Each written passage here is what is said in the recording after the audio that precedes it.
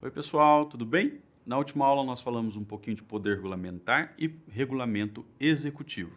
Nesta aula vamos falar de regulamentos autônomos e regulamentos setoriais. O regulamento executivo, que foi tratado na outra aula, detalha sempre uma lei, não é mesmo? Já o regulamento autônomo detalha a Constituição diretamente, sem a intermediação de uma lei.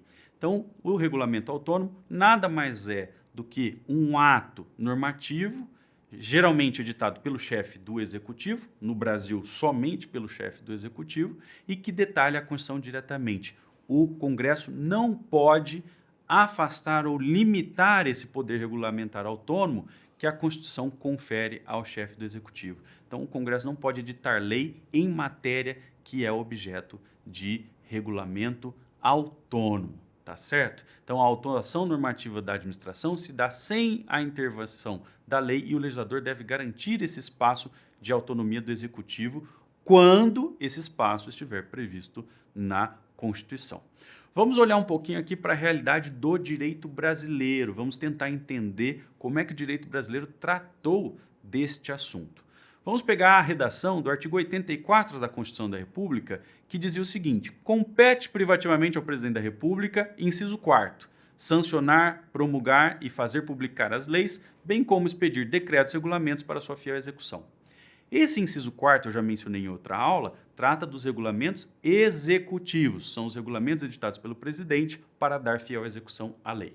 Agora, olhem o inciso 6º. O inciso 6º, na sua redação originária, conferir ao presidente da República competência para dispor sobre a organização e o funcionamento da administração federal na forma de lei.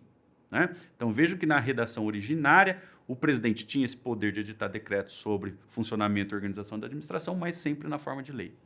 Aí veio a emenda constitucional número 32 de 2001 e alterou o inciso 6º. E a redação desse inciso ficou muito mais complexa do que a redação originária. Vejam, na nova redação, o inciso 6º passou a dispor o seguinte: compete ao presidente, por decreto, dispor sobre a linha A, organização e funcionamento da administração, quando não implicar aumento de despesa, nem criação ou extinção de órgãos públicos. Grifei, tá? A linha A é muito importante para a gente, é ela que traz aí poder regulamentar autônomo. E a linha B, compete ao presidente da República, por decreto, extinguir, né, funções ou cargos públicos quando vagos.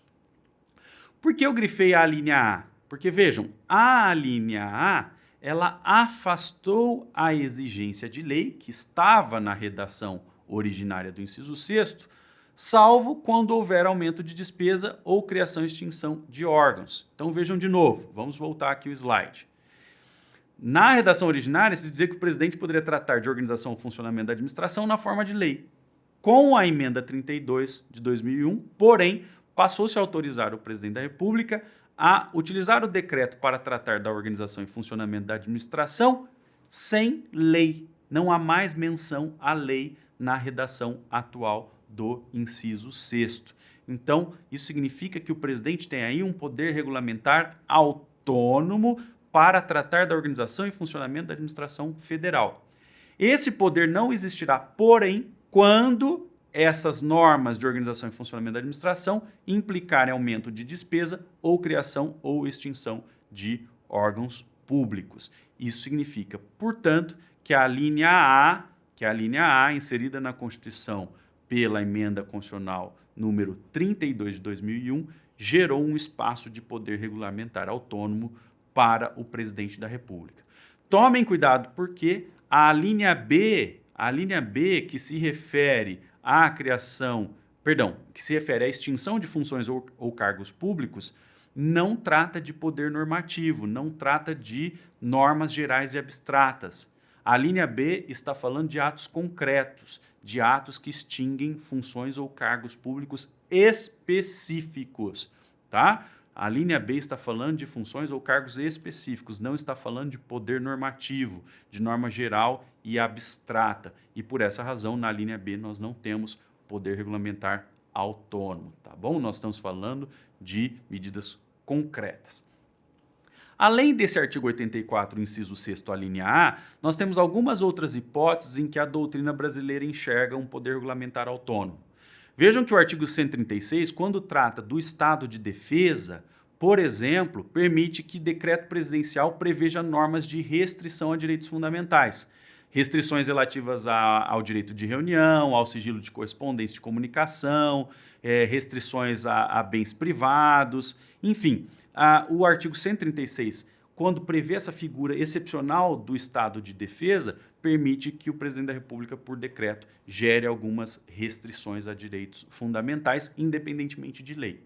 E no estado de sítio, lá previsto no artigo 138, nós temos uma disposição similar, uma disposição semelhante, porque também se permite que o presidente, por decreto, crie medidas de restrição de direitos fundamentais por um prazo limitado. Essas medidas determinadas pelo presidente no estado de sítio e no estado de defesa têm sempre prazo limitado, naturalmente, e em ambos os casos o legislativo pode fazer um controle posterior, podendo rejeitar os decretos, tá certo? Mas vejam, por que nós estamos falando de poder regulamentar autônomo? Porque o presidente da República cria a norma geral e abstrata diretamente baseada num dispositivo constitucional, né, sem a intermediação de lei anterior, tá bom? E para fechar essa aula, vamos falar um pouquinho de regulamentos setoriais. Eu mencionei que nós temos 3 tipos de regulamento no Brasil: os regulamentos executivos, 84, né? Artigo 84, inciso 4º da Constituição da República. Nós temos regulamentos autônomos, artigo 84, inciso 6º, a linha A da Constituição, e nós temos regulamentos setoriais, que são aqueles editados por entes da administração indireta, como as universidades, como as agências reguladoras, não é? Anatel, ANAC, Ancine, Anvisa, ANA e assim por diante. Tá bom? Então, essas agências e também as universidades, no exercício das suas funções especializadas e com base na sua autonomia, podem regulamentar diretamente as leis, não é? As leis e, em alguns casos, essa regulamentação vai ter primazia sobre os regulamentos executivos da Presidência da República, porque esses regulamentos da Presidência da República são regulamentos genéricos. Agora, para nós sabermos qual regulamento vai prevalecer, se um regulamento setorial ou um regulamento executivo do chefe do Executivo, do Presidente da República, por exemplo, é preciso que nós analisemos a distribuição de competências em cada caso. É preciso verificar se o Congresso Nacional conferiu uma competência regulamentar especificamente ao ente regulador, à universidade, e se essa competência regulamentar tem um fundamento constitucional ou não, tá certo? Então, é possível que em algumas situações, dependendo da distribuição de competências, o regulamento setorial seja, né, prevalecente sobre regulamentos genéricos do Executivo. Tá bom? Isso não significa, porém, que os regulamentos executivos nunca atingirão as agências reguladoras ou as universidades, não é? O Executivo regulamenta a lei anticorrupção, lei de acesso a informações, LINDB, né? O Executivo regulamenta leis gerais e, naturalmente, essas leis gerais acabam atingindo todos os entes da administração pública, tá certo?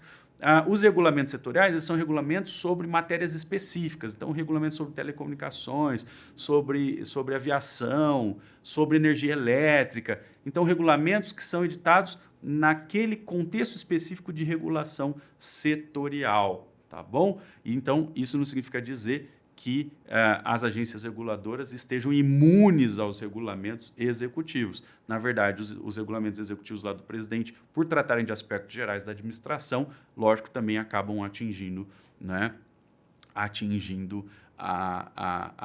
as agências reguladoras e as universidades. O que não deve o presidente fazer é editar regulamento setorial sobre setores específicos quando esse poder regulamentar tiver sido já delegado a um ente especializado da administração indireta.